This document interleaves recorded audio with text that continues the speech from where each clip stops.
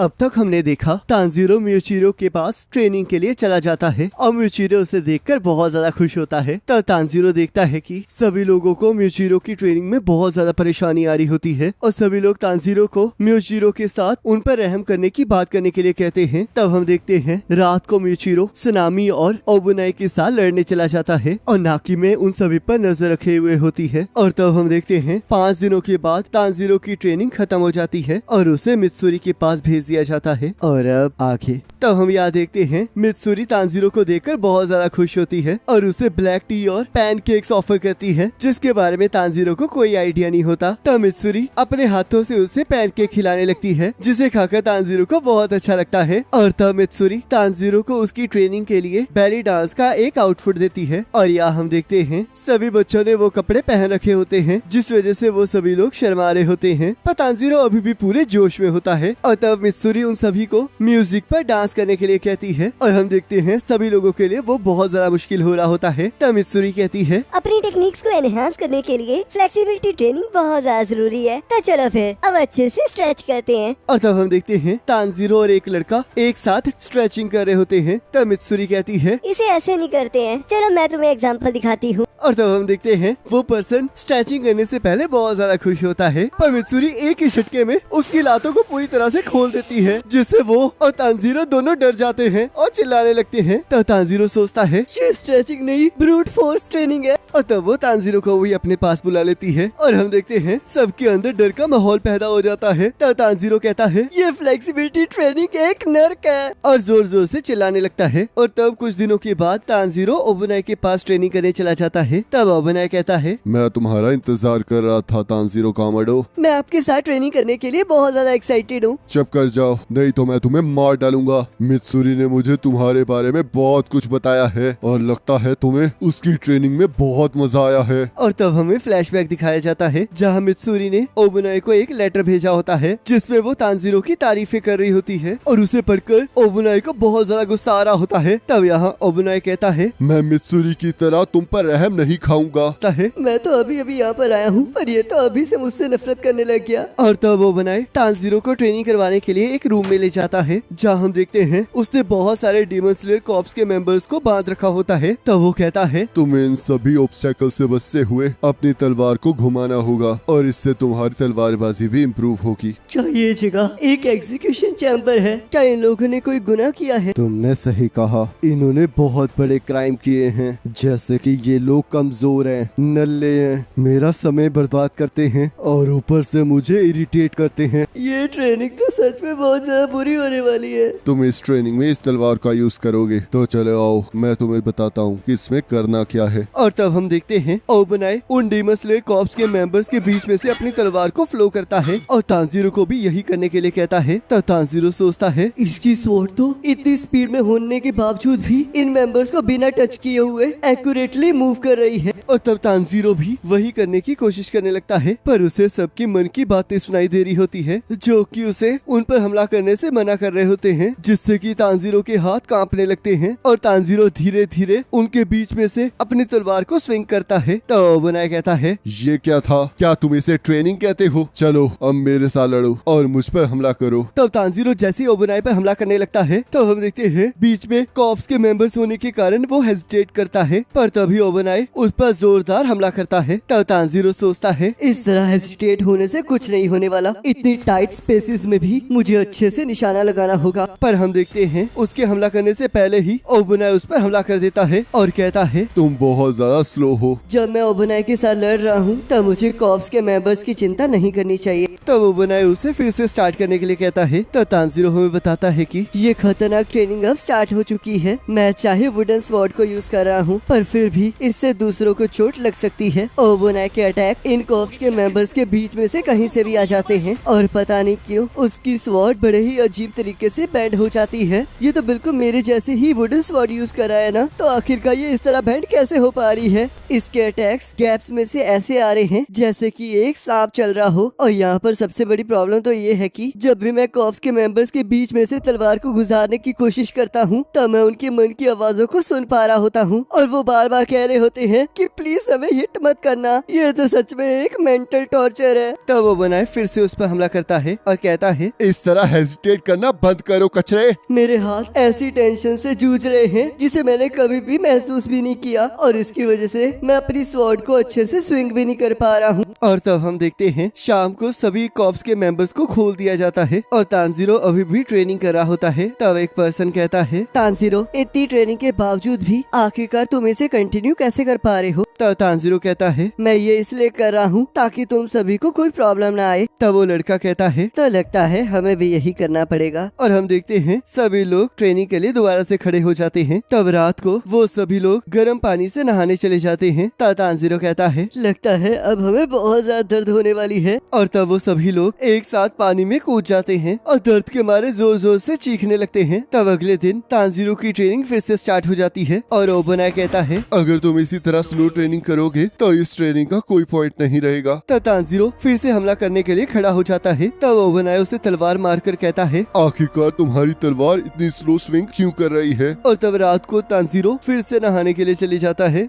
जहाँ उसे फिर से बहुत ज्यादा दर्द हो रही होती है। और हम देखते हैं तीसरे दिन भी तानजीरो का सेम ही हाल होता है। तब यहाँ चौथे दिन ओबनाई कहता है, आखिरकार तुम्हें क्या हो रहा है, तुम इस तरह भाग क्यों रहे हो। तब तानजीरो ओबनाई पर हमला करने लगता है पर उसका हमला वहाँ पर लगे पिले पर टच करता है। तब वो सोचता है, मुझे बस ओबनाई के साथ लड़ाई पर फोकस करना होगा। असली लड़ाई में अगर आपकी तलवार किसी पेड़ या फिर पत्थर में फंस जाए तो आपकी जान भी जा सकती है। तो इसलिए अब मुझे इस एरिया को वैसे ही मानना होगा और अपनी स्वॉर्ड को इन ऑब्स्टेकल से बचते हुए घुमाना होगा। तब हम देखते हैं तानजीरो अपने आप को जंगल में इमेजिन करता है और वो और ओबनाई लड़ना स्टार्ट कर देते हैं। तब तानजीरो ओबनाई की तलवार को रोकने में कामयाब हो जाता है और सोचता है, इस टाइम मेरी तलवार पहले से ज्यादा अच्छे से स्ट्राइक कर पा रही है। मुझे ओबनाई के अटैक को डॉज करते हुए उस पे हमला करना होगा। तब हम देखते हैं तानजीरो ओबनाई के हमले को रोकते हुए उसके कपड़े पर एक कट मारने में कामयाब हो जाता है। और तब वो हमें बताता है कि जब मैं ओबनाई के ऊपर अटैक करने में कामयाब हो गया तब उसने कहा कि मेरी ट्रेनिंग खत्म हो चुकी है। तब यहाँ तानजीरो ओबनाई को अपनी ट्रेनिंग के लिए थैंक यू कहता है। जल्द से जल्द यहाँ से बाहर निकल जाओ और मर जाओ कचरे। और हाँ, मित्सुरी से फ्रेंडली बात करना छोड़ दो। मैं तो बहुत ज्यादा दुखी महसूस कर रहा हूँ। आखिरकार क्यों ये एंड तक मुझसे नफरत करता रहा। तब यहाँ तानजीरो सनामी के डोजो जा रहा होता है। तब उसका क्रू कहता है, तुम बहुत ज्यादा बेवकूफ हो, उसका डोजो इस तरफ नहीं दूसरी तरफ है। तभी हम देखते हैं अचानक से तानजीरो के सामने जेनित्सु आ जाता है और वो दोनों ही जोर जोर से चीखने लगते हैं। तब जेनित्सु कहता है, प्लीज तानजीरो भागने में मेरी मदद करो। अब मैं अपने पैरों पर और ज्यादा खड़ा नहीं हो सकता, ये इम्पॉसिबल है। मैं बड़ी मुश्किल से यहाँ तक पहुँच पाया हूँ, मेरी जिंदगी डेंजर में है, मैं बहुत जल्दी मरने वाला हूँ। तभी हम देखते हैं सनामी पीछे से आकर जेनित्सु को पकड़ लेता है और कहता है, चूज करो, तुम ट्रेनिंग पर वापस जाना चाहोगे या मेरे हाथों मरना चाहोगे। प्लीज मुझे छोड़ दो, मैं तुम्हारे साथ नहीं जाने वाला। तब सनामी उसे बेहोश कर देता है और तानजीरो को उसे उठाकर लाने के लिए कहता है, मुझे माफ कर देना जेनित्सु, चलो फिर अब साथ में अपना बेस्ट देते हैं। आपसे बहुत टाइम बाद मुलाकात हो रही है और आज मैं आपकी ट्रेनिंग को ज्वाइन कर रहा हूँ। अपने आप को ज्यादा इम्पोर्टेंस मत दो और याद रखो, मैंने अभी भी तुम्हें डीमन स्लेयर कॉर्प्स का हिस्सा नहीं माना है। मुझे इससे कोई प्रॉब्लम नहीं है क्योंकि मैंने भी आपको एक्सेप्ट नहीं किया है। आपने नेजुको पर हमला किया था तो इसलिए मुझे कोई फर्क नहीं पड़ता कि आप क्या सोचते हैं। तो सनामी को इससे बहुत ज्यादा गुस्सा आ जाता है और यहाँ हम देखते हैं बाकी सबके साथ तानजीरो की ट्रेनिंग स्टार्ट हो जाती है। तो तानजीरो हमें बताता है कि सनामी की ट्रेनिंग सच में बहुत ज्यादा खतरनाक है और अब मुझे समझ आ रहा है कि जेनित्सु उस टाइम ऐसा बिहेव क्यों कर रहा था। ये एक सिंपल स्ट्राइकिंग ट्रेनिंग है जिसमें हमें सनामी पर हमला करना है और इसमें हम खून की उल्टियाँ करते रहते हैं और बेहोश हो जाते हैं। ये ट्रेनिंग तो नॉन स्टॉप चल रही है, इससे अच्छा तो ओबनाई था, कम से कम वो थोड़ी सी ब्रेक तो देता था। जब जेनित्सु दोबारा से उठा तब उसने मुझे ऐसे ब्लेम किया जैसे कि मैंने उसके पेरेंट्स को मारा हो। सनामी मुझ पर बहुत सख्त था, अगर मैं उससे लड़ते हुए एक सेकंड के लिए भी कोई गलती करता तब मैं बहुत ज्यादा इंजर्ड हो सकता था और मुझे दोबारा से उस चीज से रिकवरी करनी पड़ती। तब सुनामी तांजीरो को मुक्का मारकर नीचे फेंक देता है और तांजीरो सोचता है, पहले दिन की ट्रेनिंग में कुछ ज्यादा ही हो रहा है। मेरी तो हालत बहुत बुरी है और मुझे तो बार बार खून की उल्टियाँ भी हो रही हैं और ऐसा लग रहा है जैसे कि मैं अपना कॉन्फिडेंस लूज कर रहा हूँ। पर तभी उसे गैन्या की आवाज सुनाई देती है और यहाँ गैन्या कहता है, रुक जाइए बड़े भाई, मुझे आपसे बात करनी है। मुझे परेशान करना बंद करो, मेरा कोई भाई नहीं है और अगर तुम चुप ना हुए तो मैं तुम्हें मार डालूंगा। तब तांजीरो सोचता है, ये सिबलिंग्स की लड़ाई तो मेरी फैमिली से बिल्कुल अलग है। तब सुनामी कहता है, मेरे साथ इस तरह फ्रेंडली बात करने की कोई जरूरत नहीं है और जितना मैंने तुम्हें ऑब्जर्व किया है उससे मुझे पता चला है कि तुम्हारे अंदर कोई टैलेंट नहीं है, तो इसलिए डीमन स्लेयर कॉर्प्स को छोड़कर चले जाओ। जो बंदा कोई भी ब्रीथिंग टेक्निक यूज नहीं कर सकता उसे अपने आप को तलवारबाज कहने का कोई हक नहीं है। रुक जाओ बड़े भाई, मैं हमेशा से आपसे माफी मांगना चाहता था। मुझे इससे कोई फर्क नहीं पड़ता, तो इसलिए यहाँ से दफा हो जाओ। पर मैंने यहाँ तक पहुँचने के लिए डीमंस को भी खाया है। क्या क्या कहा तुमने? डीमंस को खाया है? और तब हम देखते हैं उसकी ऑरा को महसूस करके तांजीरो और गैन्या दोनों ही डर जाते हैं। तब सुनामी गैन्या पर हमला कर देता है और जैसे ही उसकी आंखों को फोड़ने लगता है वैसे ही तांजीरो आकर गैन्या को बचा लेता है, पर गैन्या के मुंह पर कट लग जाता है। तब वहाँ जेनित्सु कहता है, आखिरकार ये ट्रेनिंग और कितने दिन चलने वाली है? पर तभी तांजीरो और गैन्या बाहर आकर गिरते हैं। तब जेनित्सु चीखते हुए कहता है, लगता है वो वापिस आ गया, वो पत्थर दिल बाहर आ चुका है। सभी लोग बेहोश होने का नाटक करो। रुको जरा, ये तो तांजीरो है, पर आखिरकार ये इस बिल्डिंग को डिस्ट्रॉय क्यों कर रहा है? पर रुको जरा, आखिरकार ये डरावनी आवाज कहाँ से रही है? तब सुनामी गुस्से में बाहर आ जाता है। ये बंदा तो तबाही पर उतर आया है, तो क्या इसका मतलब अब ये ट्रेनिंग के बाद भी हमारी धुलाई करने वाला है? तब तांजीरो कहता है, आखिरकार तुम ये क्या कर रहे हो? क्या तुम गैन्या को मारना चाहते हो? इसे मारना तो बहुत आसान होगा, पर ये डीमन स्लेयर कॉर्प्स के रूल्स के खिलाफ है, तो इसलिए मैं इसे इतना मारूंगा ताकि ये कभी रिकवरी न कर पाए। पर हाँ, अगर ये डीमन स्लेयर कॉर्प्स को छोड़कर चला जाएगा तो मैं इसे बख्श सकता हूँ। तुम पक्का मजाक कर रहे हो? तुम्हारे पास इसे ये कहने का कोई हक नहीं है। तुम इस तरह फोर्सफुली इसे क्विट करने पर मजबूर नहीं कर सकते। तुमने कहा था ना कि तुम्हारा कोई भाई नहीं है, तो इसलिए गैन्या के मामले में दखल अंदाजी करना बंद करो। चाहे इसके पास टैलेंट है या नहीं है, पर ये इसका डिसीजन है कि इसे डीमंस के साथ लड़ते हुए अपनी जिंदगी रिस्क में डालनी है या नहीं। अगर तुम ये कह रहे हो कि तुम इसके बड़े भाई नहीं हो, तो तुम इसके मामले में दखल अंदाजी नहीं कर सकते। बिना गैन्या के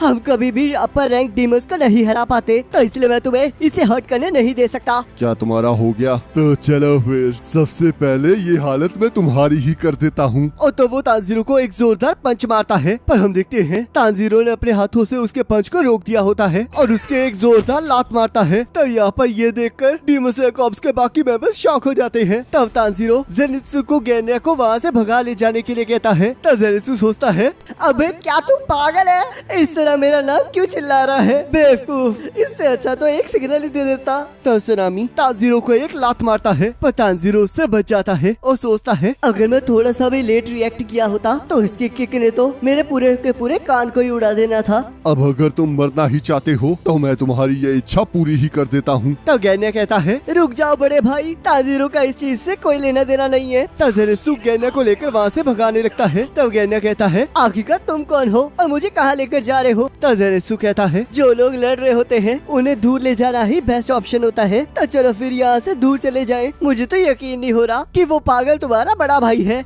मुझे तो तुम पर दया आ रही है। तभी गैन्या उसे मुक्का मारता है और कहता है, मेरे भाई की बेइज्जती करना बंद करो। और तब हम देखते हैं तांजीरो और सुनामी की लड़ाई को रोकने के लिए बाकी मेंबर्स भी उस लड़ाई में शामिल हो जाते हैं। तब तांजीरो हमें बताता है कि उसके बाद वो लड़ाई और भी ज्यादा भयंकर हो गई और ये लड़ाई शाम तक चली। इसके बाद मुझे मास्टर की तरफ से डांट भी पड़ी और विंड हाशिरा के साथ मेरी ट्रेनिंग को सस्पेंड कर दिया गया। मुझे यह भी ऑर्डर दिया गया कि मुझे अब उससे दूर रहना है। पर मुझे सबसे ज्यादा दुख इस बात का है कि मैं उस दिन उन दो भाइयों के बीच में सुलह नहीं करवा पाया। तब यहाँ तांजीरो कहता है, मैं नहीं चाहता था कि ये चीजें ऐसी हों। ये मार्क अभी भी क्लियर नहीं है और लगता है ट्रेनिंग से कोई फायदा नहीं हो रहा है। तब जेनित्सु कहता है, ट्रेनिंग से फायदा हो रहा है क्योंकि तुम विंड हाशिरा के साथ बराबरी से लड़ रहे थे। तुम तो सच में बहुत ज्यादा अमेजिंग हो। पर मुझे एक चीज बताओ कि आखिरकार ये स्टोन हाशिरा का घर माउंटेन्स के बीच में क्या कर रहा है? तभी जेनित्सु को कुछ आवाजें सुनाई देने लगती हैं और वो दोनों एक वाटरफॉल के पास चले जाते हैं, जहाँ वो देखते हैं इनोस्की और कुछ और मेंबर्स उस वाटरफॉल के नीचे ट्रेनिंग कर रहे होते हैं, जिसे देखकर वो दोनों शॉक हो जाते हैं। तो स्टोन हाशिरा कहता है, अगर तुम लोग अपने दिल और दिमाग को क्लियर कर लोगे तो तुम्हें आग भी ठंडी लगेगी। मेरे ट्रेनिंग ग्राउंड में तुम लोगों का स्वागत है। और इसी के साथ एपिसोड खत्म हो जाता है। वैसे गाइस, आपको नहीं लगता कि तांजीरो सनामी के लिए कुछ ज्यादा अच्छा नहीं है? क्योंकि पिछली बार जब मिले थे तब तांजीरो ने अपना सिर से मारा था और इस बार लात से। बाकी आपका क्या ख्याल है मुझे कमेंट करके जरूर बताना। बाकी नेक्स्ट एपिसोड का लिंक आपकी स्क्रीन पर आ रहा होगा, उस पर क्लिक करके एपिसोड को देख सकते।